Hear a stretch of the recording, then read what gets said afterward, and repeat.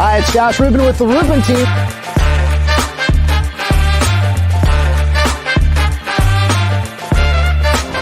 Let's go take a look.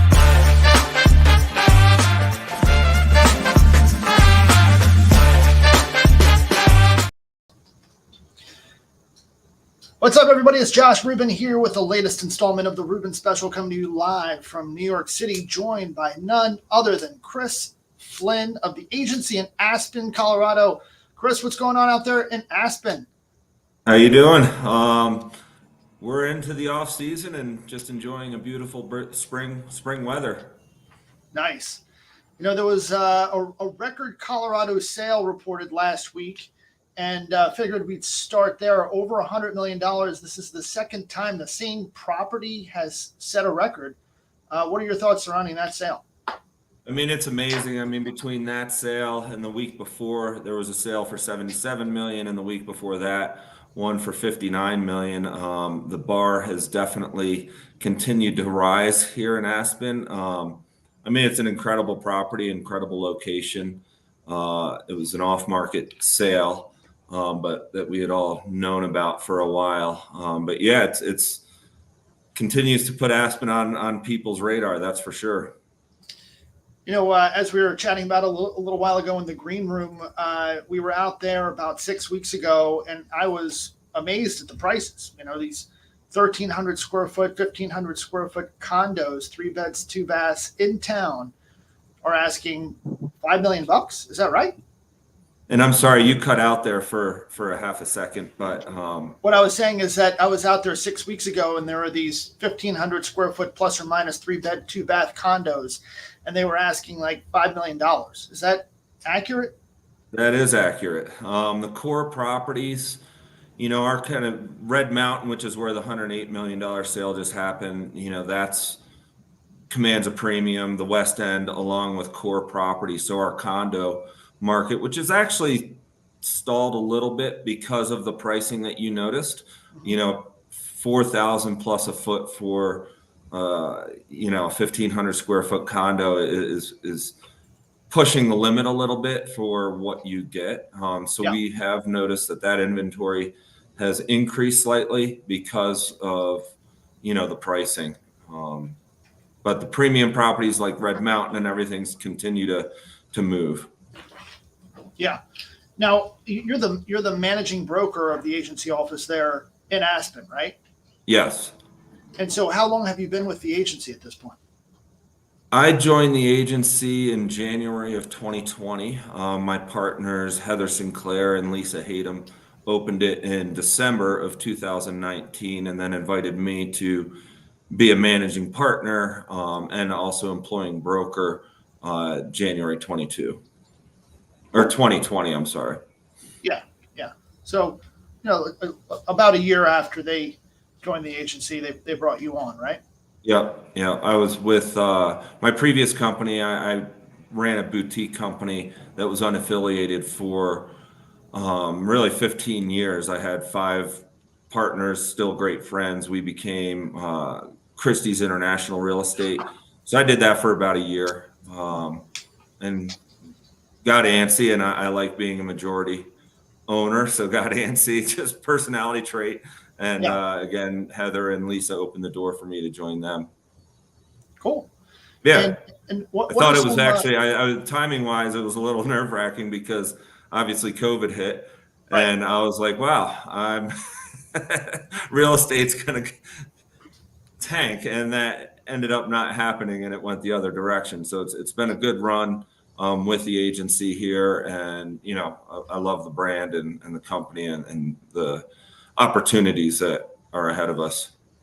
Yeah. You know, it's interesting in that sort of mid-March when the pandemic initially hit and there was a ton of uncertainty and things were in free fall for a minute. Everybody thought that real estate was going to go to hell in a handbasket. And as you pointed out, the opposite happened. There was never more of a flight to larger properties than really at any point in the history of the market.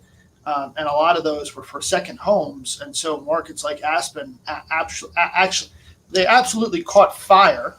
And so that's largely sort of remained in place since then too. I mean, values have helped, which is Yeah, interesting. yeah, no, it's been, prior to COVID, 2020, there was right about 4 sales at the 20 plus million mark. And after COVID, it went to 26 in that next year. And it's just continued. I have clients that their property values have more than doubled since 2019 to today. And like you said, it continues. I mean, there's a few pockets in the market that are a little slower right now. But the high end and the A plus locations just continue to move. Yeah. So, Chris, one of the dreams that I've always had, being a big skier myself, is I always wanted to move out to a ski town and just figure it out from a life perspective. And but my mother has always been someone who has craved certainty. She was always a W-2 employee, always wanted the benefits, the 9 to 5, and so genetically, I'm predisposed to wanting to have a plan and kind of know where I'm going to sleep at night. But in reality, that's kind of always held me back from achieving that dream of just kind of showing up in a place like Aspen or Telluride or Vail and just kind of figuring it out and getting a job waiting tables and then meeting people. So how did you wind up in Aspen? Well, I tend to have maybe a similar personality trait as you, is needing things organized and in line before I can take the next step. But quite frankly, I graduated college back east and became a manager of a manufacturing plant for a year. And a room opened up with some friends in Boulder. And I packed my truck and kayak and moved to Boulder, lived in Boulder, Denver for about a year and a half, and then quite frankly had a couple great weekends in Aspen and came here for a wedding and told my cousin who lived in Basalt, Colorado at the time, that if I found a place to live and a job, I'd move here. And within 3 hours I had a job in construction and a place to live, which was in Woody Creek, which is actually in the picture behind me. That's the Woody Creek Tavern. I lived right next door to that in a double wide trailer, and did that for less than a year, and then just started moving into town and realized I wanted to stay here, and looked at the options for what my opportunities were to, be able to afford to live here. And it was, basically gravitated towards real estate. And I've been doing that for now 23 years. Wow. So it just kind of found you more than you found it, and Yeah. kind of took over your life. Yeah. No plan. The plan was survival, quite frankly, which is how a lot of people, come to Aspen. I had the 3 to 5 jobs at various times, and yeah, really, it's literally a survival. And I've been doing it now, yeah, for 23 years, and been in Aspen for about 25. Yeah. And so you mentioned that you graduated college back east. Where did you go to school? I went to West Virginia University. Mm-hmm. And is that where you're from? I am from Pennsylvania. I grew up in the suburbs of Philadelphia, Wayne, Pennsylvania. Yep. So I grew up. That's Tom Toole country. Yeah. If you don't know Tom Toole, he's a Remax guy based in Westchester, and lives in Ardmore, and Okay. he's kind of like a mainline guy. Yeah, that's where I grew up, and born in New Jersey, grew up on the main line. Ironically, I have a son that was born and raised in Aspen, Colorado. He's 19. He's at Penn State University. He decided he wanted to go back east versus staying out west. So he's a freshman there, and I get to see him in another week or so. Cool. That's great. Yeah. Classes end pretty soon, right? Yeah. He's done May 3rd. Nice. That's cool. And time so, to get to work, make some money for next year. There you go. And so when you came out of West Virginia, what did you have your sights on as far as career and job were concerned? I mean, what did you really want to do? From an industry standpoint, quite frankly, out of college, I wasn't 100% sure. I knew I wanted to be in some level of management, not necessarily industry specific, but I always loved kind of the business aspect of, running a company. And so was that my specific direction? Not necessarily. I'd say I kind of gravitate towards it. And similar when I moved to Aspen, did the 5 jobs, real estate was an option for me. And ever since then, once I got into real estate, I've been more on I kind of split time between management of the company and also selling real estate, which I enjoy. Selfishly managing a real estate company and fielding questions and helping people through deals ultimately helps me in my business, and I enjoy it. I love seeing people grow in the industry. So that's really how I got to where I am. Yeah, makes sense. Well, it's interesting how you kind of did this dance to where you are today, but you've thrived. And so, what were some challenges earlier in your career that you faced that sort of, you didn't expect? It's kind of like people talk about real estate and you just get your license and all of a sudden you start, receiving checks and closings and everything.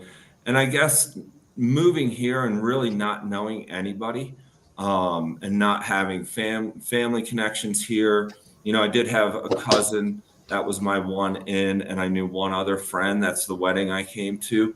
So the biggest challenge was just really, and not that it was a challenge from a community opening the door standpoint, because they do open the door, but it was just being in my late 20s, early 30s, and trying to make a name for myself, and again, not having connections. Even though we're a $1 billion market, it's still a small market and it's a very competitive market. So that challenge, what I thought would take me a year took me easily a few years to kind of get some consistency and really be able to do it full time. That was more challenging than I expected. I kind of went into it like a lot of people do, whereas you get your license and it's just, you just start selling real estate, and that's not the case. Yeah. Now, there's definitely this, as I'm sure you know. Yeah. There's definitely this sink or swim moment where you get into it thinking, oh, I'm just going to get leads and I'm going to take people out and I'm going to chat them up. And the next thing you know, they're going to want to buy a house. I'm going to be the one who's selling it to them. And, it's going to be easy peasy. And, it requires a real plan and a level of dedication that is unlike any career. I have been on quite a few trips with people in different backgrounds, whether it be finance or insurance or law, and they're always amazed at how much time I actually spend, just taking calls and deal doctoring and handling other people's problems. Whether I'm on a chairlift or a beach or a boat or on a hike or something, I'm always the guy who has to stop and make a call or respond to a text or an email. It's kind of one of these things where if you don't do it, then somebody else will, and they're going to get the benefit, and you're going to be on vacation. And yes, you'll be able to say that you took a quality vacation where you didn't respond to a single text or phone call or email, but then those deals are not likely to be there when you get back, and those clients are likely to go on somewhere else.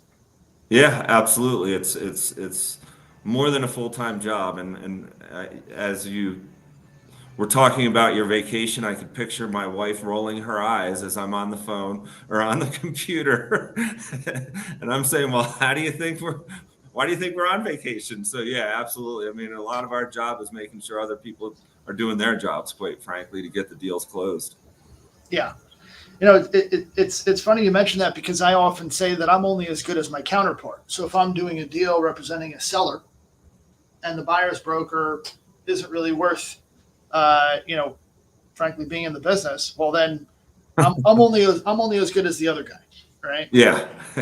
And I've had occasion where I'm doing a deal with another agent who clearly doesn't know what they're doing, and I've literally had an occasion where their client calls me and says, "Hey, I really want to get this deal done. How do we do it?" And you got to kind of go around the broker. And You got to speak to the other client, which is it's unethical from a high level, and not recommended. And you really got to do this sort of tightrope walk. But ultimately was able to prevail. And this has happened on more than one occasion over the years, where you just, it's in the interest of the principals to just try to help. It doesn't really matter who's getting paid what or how things are being split or who's responsible. You just got to get it done. And sometimes people recognize that, and often they don't. But it's for the better of the overall transaction.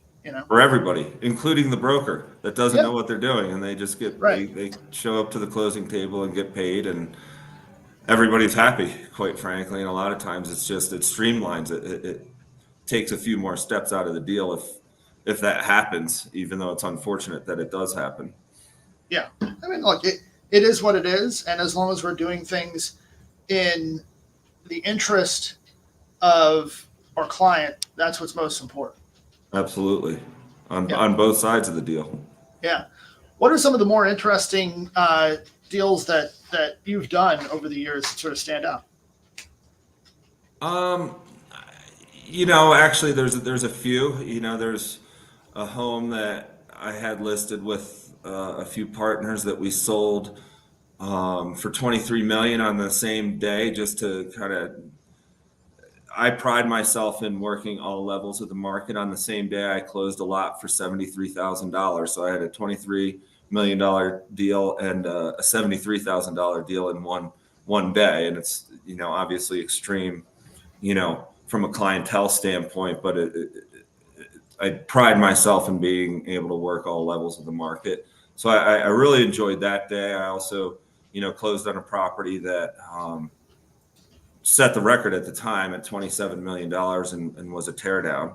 The buyer ended up keeping basically just the foundation, but it set a record at that time. And then I'm also involved in a deal right now. I'm going to be listing a property that has been off and on the market, quite frankly, with I think 4 other companies over the last handful of years, and I'm going to be listing it. It's a $37 million property, 30 acres, 10 minutes to town. But I'm excited with the challenge that it has been with other companies, and it hasn't sold. And it's nothing that they really necessarily did wrong. I think it could be a timing thing, with these bigger sales that we talked about earlier on in the show, the $108 million, the $77 million, which was on 60 acres, 12,000 square feet. And then the $59 million, this property I feel like is positioned very well to where somebody's going to come in and spend probably $10 to $15 million on a remodel. But then it's, once you're done the work, it's going to be a $75 million property very easily. And timing wise, these larger sales that just happened will support somebody going in and spending that type of money on a remodel. So this is one moving forward that I'm super excited for. Repackaging it, taking about a month with corporate branding and marketing and everything to just really launch this as fresh as we can, because it's not fresh to the market. Yeah. And so when you take on a listing like that out there where the market is, it's a pretty niche market, and that, for a $30-40 million buyer, there's probably only, I'm going to guess, a half dozen buyers out there at any given time looking for a property like that. What do you do differently to create any degree of separation to ensure that everybody out there who is looking for something like it knows about it? Well, I'm going to, repackage it with, I'm also going to do digital staging to show what it could look like as a newer property, and nobody has done that. And I have a great company that I use to do that basically makes it look real, just to kind of give it a vision, whether it's the vision that the hopefully, new owner is going to run with, maybe not, but it will at least paint a picture of what can be done, and that the current structure is very salvageable. Quite frankly, it's not a complete gut. It's just a refresh and updating. We're going to use I'm going to use the agency social media reach quite a bit just to get it out there, and just re-educate the brokerage community the best I can. Not that they all need it, but just to reintroduce the property as a potential. And again, these larger sales support, from a timing standpoint, just are going to support a value in this property at, the 37 million plus putting money into it. The end user, it's not going to be a speculation deal most likely, but the end user will realize 20 to 30% after going through that work. So yeah, it's an exciting property. What I found is that after being in the business all these years with a database over 100,000 strong, between past clients, consumers that have been in my orbit, buyers, sellers, and brokers, oftentimes these people who might end up participating in these transactions one way or another are actually people that I've been in touch with before. They'll pop up at listings and say, "Oh yeah, well, I bought your last apartment, or I bought my last apartment that was your listing. You represented the seller, and I may or may not remember them because I wasn't representing them. I have a pretty good memory for the people that I actually represent, but these people will remember me." And so sometimes they'll come back around, they'll have bought a $700,000 listing and now they're looking at a $2 million listing. So, oftentimes if you have something that's $37 million where it's already been on for, a certain number of years with 3 or 4 or more different agents and you're taking over, sometimes it's just a matter of working your Rolodex and saying, "Hey, Yeah. I have this opportunity. It's a property that's asking 37. It's probably going to trade about 32. But here's the thing, Harry, once you put 10 into it, and your basis is, let's call it 40, it's a $70 million property. In fact, I already have buyers who are looking for $70 million properties just like it, but they don't want to do the work. So this is an opportunity for you. Yeah, no, absolutely. Well, are you going to send those $70 million buyers my way? Absolutely. Kidding me? As long as it comes with a season pass to Aspen Mountain, I'm all over. Done for you and them. Lifetime pass. Yeah. But it's interesting because you were saying that you did a deal for $70,000, or that was the actual sale price, right? Yeah. $70,000 on the same day that you did a deal for, what was it? 23 plus, million. Right. So it's a business that's very similar to mine in that I take pride in the relationships more so than I do the size of the transaction.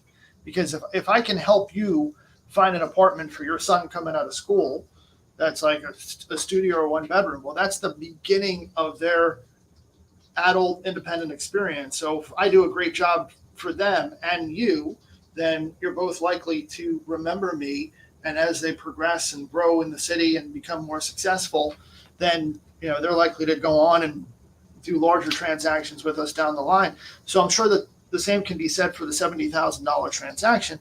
What type of property was that? It was a vacant lot in Newcastle, Colorado, which is about 40 minutes from Aspen, on the river. But a small, 6,000 square foot lot, and but beautiful property. And I agree with what you said. It's more about the relationships. Some of my clients have become some of my best family friends. I've gone to their kids' weddings and just over the years, and I've done multiple transactions with them.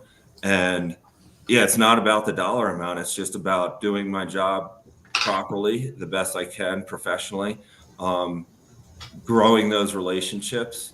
And I feel like I'm a little rare. I'm a broker. I don't even look at the commission. Sometimes I don't even know what the commission is until closing. Right. It's just about the experience for the client, and that's what I really enjoy about the business: the experience, doing the deals, contracts, negotiations, and ultimately you get great friends out of this business. Yeah, it's true. Some of my closest friends are those that I've met helping buy and sell property here in the city. In fact, one of them are actually in my will. So wow. you just never know who you're going to meet. But it's interesting because you mentioned not thinking about the commission until the closing, Chris. And I tell it to my clients all the time. They want to talk about commission up front, And my answer is really very simple, and that is that, hey, the commission is flexible, and I'm not going to stand in the way of getting a deal done. My goal is really the same as yours, and that's getting you the highest price in the shortest time. If I do that, then you're not going to mind paying a commission, right?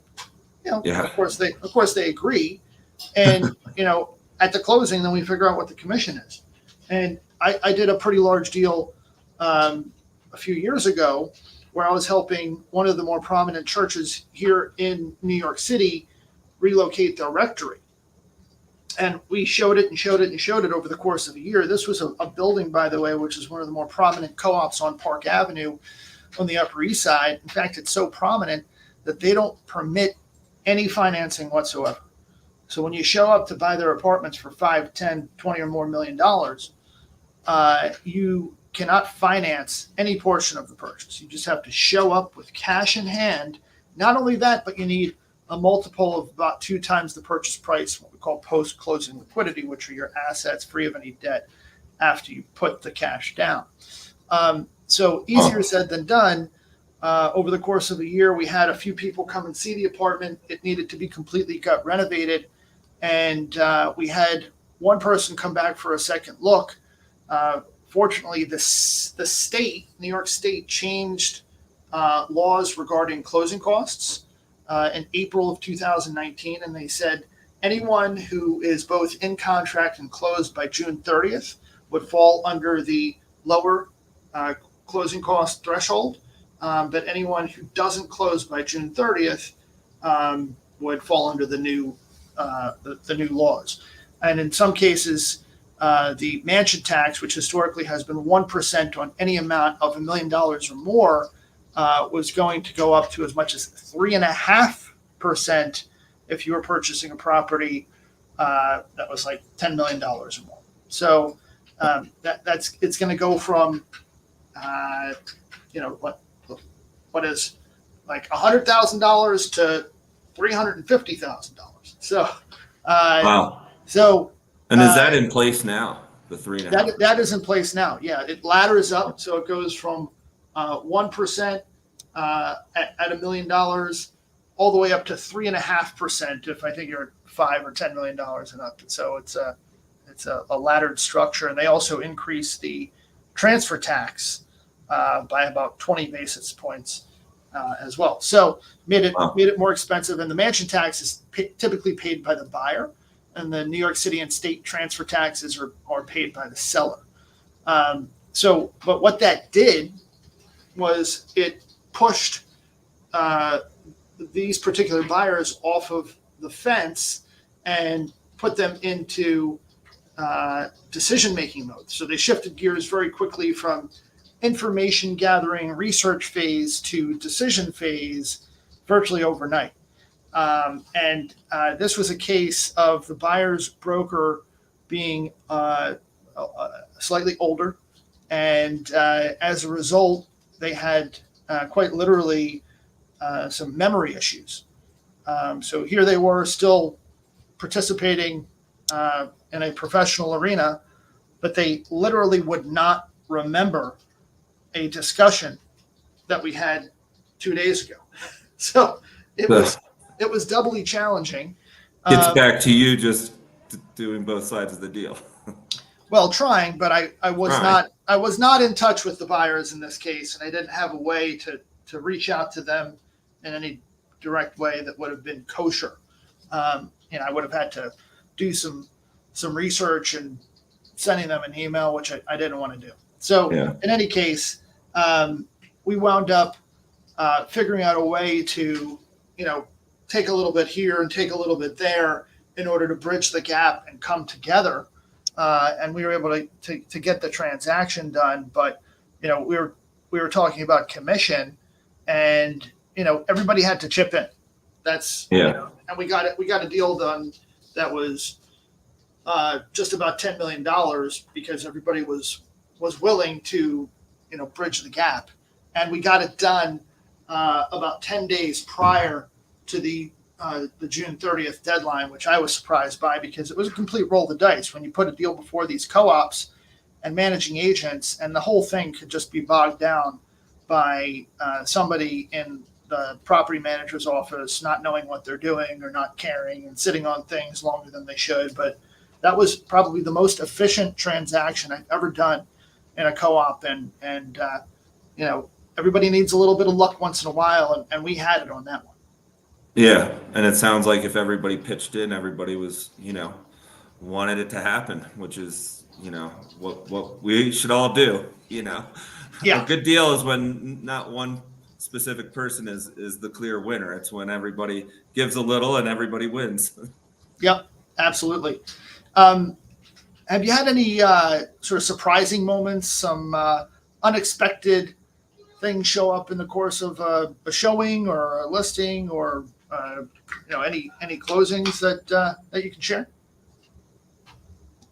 Well, a showing, probably my most interesting was a showing with some clients that we were early on in an apartment complex in Snowmass Village. And the front desk said it was okay to go on in, and called the unit and called and knocked. And they luckily they accompanied us to the unit because we were early, and nobody answered, and we walked in the unit, and my client turned the corner into the primary bedroom, and one of the owners was in the shower. And that went well. We all scurried, put our tails between our legs and scurried out of there. And the management was super apologetic, but it was unfortunately a very uncomfortable situation, and I felt terrible for the owner that we walked in on. She did not love it at all, and we heard, that wasn't the end of the conversation. We heard more about it, not so much from my client's standpoint, my standpoint, but the management really took one in the chin, that's for sure. So that was probably the most uncomfortable showing I had. Other than that, I feel that was probably the worst situation, believe it or not, in 20 some years. How about you? Yeah, I would say you got pretty lucky there. I mean, I've had a couple of experiences where we've walked into some pretty awkward situations. I have a client of mine who is now a personal friend. He's a pretty well-known DJ who travels all around the world for various high-profile gigs.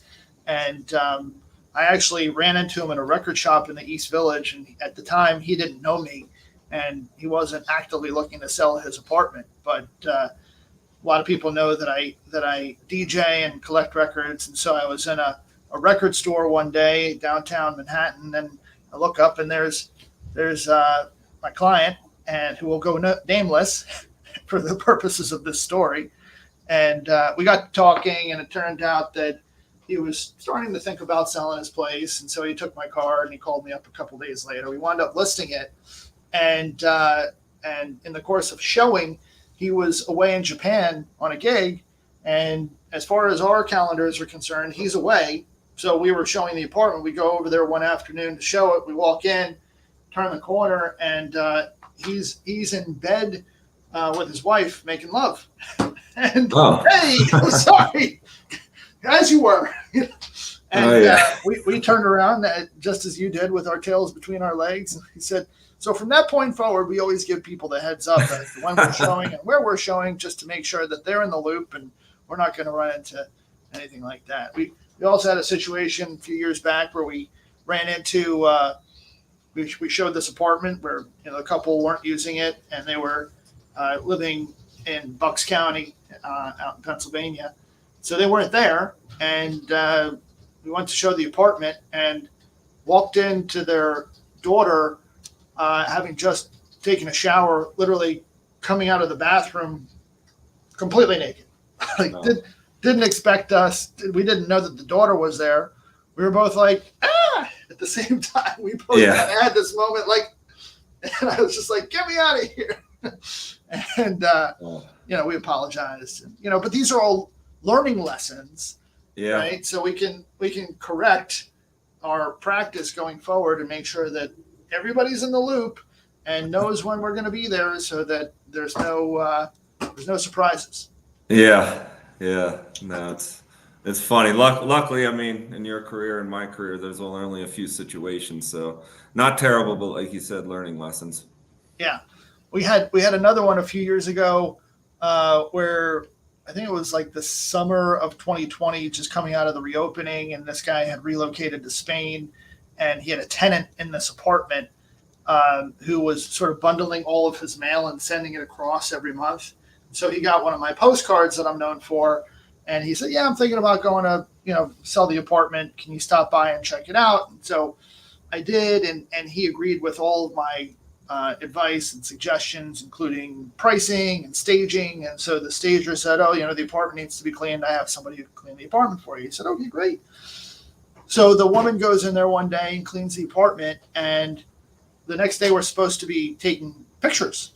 And that morning, I wake up around 5 or 6 in the morning, and I get a WhatsApp message from Jose in Spain. And he says, "Hey, the neighbors just called and said the fire department is there, and they broke down my door." And I said, What the hell?" And they said, "Yeah, there was a scent of gas, and somebody called the fire department." And in New York City, they take these reports of gas odors very seriously, because if a building blows up, they're all connected, so it'll take out the whole Yeah, block. And so the fire department went in. They used their gas meter to figure out where it was coming from, and it was coming from the stove. Why? Because the woman who was there the day before had unknowingly, as she was sort of dusting and wiping things down, had knocked the gas knob to the on position, and so the apartment filled up yeah, with gas, and so they literally had to break down the guy's door because no one's living there. So you can never be too careful. yeah. Well, that's scary. Also, you wouldn't Yeah, want to be doing your yeah. photography while No, there's a no, potential certainly not. explosion. Fortunately, no one lit a match and got Yeah. out of it. Got out of it unscathed. So, Wow. and so at this point in your career, having done it for over 20 years, if you were to pivot, what would you think about doing differently? Um, that's a, I don't know. I feel like things have happened for a reason. I enjoy the path that I've taken to get where I'm at, and I'm looking forward to, growing this company and just continuing to work with my brokers and see them successful. So I don't know if I'd change much. I enjoy where I live. I love Aspen. I've been here 25 years, and like I said, I mean, getting back to, I just feel that things happen for a reason. I like how I got here. It wasn't, a planned path necessarily, but I've just kind of run with it and rolled with it, and I'm enjoying it. I have two sons and a great wife, so I don't really know if I'd change anything. Cool. Well, having just been in Aspen, I can tell you there are two things that Aspen doesn't have that it truly needs, that two guys like us from Philly could do very easily. And one is water ice. They need water ice in Aspen, okay? And the second is they need cheesesteaks. So, Yes. I mean, let's make it happen, Chris. I know. I look for the cheesesteaks wherever I go. There's a few good spots in the valley. So, Oh and yeah, so yeah, they one. actually exist, but they're not in the core. No, they're definitely not in the core. New York Pizza used to make a great cheesesteak, but they stopped making them now. So, unfortunately, I have to go down what we call down valley, which is Basalt and Carbondale, to get my cheesesteak fill. Okay, it's not too And I far. also I also have a client that actually flew in. What was it? Was it over the winter? He was in Philly. He goes back and forth from Philly, and he brought Pat's steaks. He was flying private and brought Pat's steaks. Landed in Aspen, came right to my office, and we enjoyed them at my desk. It was amazing. Well, that'll pass, I guess. Yeah. So Very cool. Well, Chris, this has been great. Thanks for joining us on the Rubin Special. thank It you. was good getting to know you and hear your history and how you came to be so successful there in Aspen and one of the most admired brokers in town. Your colleagues, partners, and the agency, Maurizio, is lucky to have you. And look forward to taking some runs with you next season. Oh, there you are. The old internet. I lost you after the Pat Stakes story. Well, I was just saying it was great getting to hear your stories and how you became so successful. And I said that your colleagues at the agency and your brokers and Mauricio are lucky to have you. Well, thank you, and thanks for inviting me onto your show. Absolutely. We'll see you soon, Chris. Okay, take care.